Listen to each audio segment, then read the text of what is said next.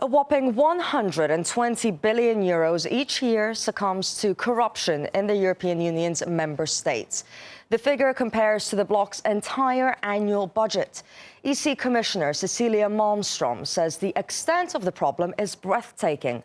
We cross live now to RT's Europe correspondent, Peter Oliver. Well, Peter, who comes out badly in the study? Hello.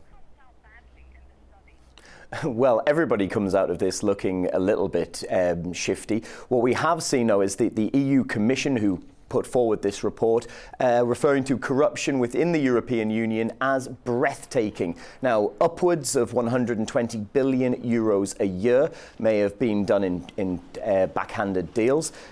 Over half of the people in the European Union, over half of those who were surveyed, have said that they think that corruption within the Union was growing. Now, what has raised a few eyebrows and is sure to garner a few column inches is just who's put forward this study. Now, the EU Commission are an unelected body. They're also the body that has been accused of putting forward some of the more ridiculous laws and rules and regulations inside the European Union that always make a few headlines whenever they do.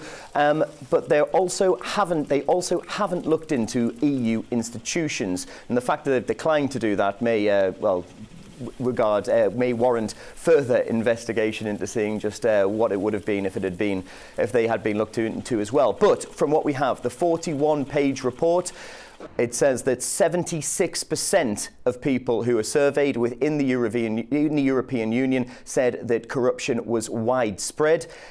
26% of those said that they had been directly affected by corruption. And 67% of those were concerned about where political financing was coming from, people putting in money to pay for campaigns. Of course, we've got a big election coming up here this year in the EU.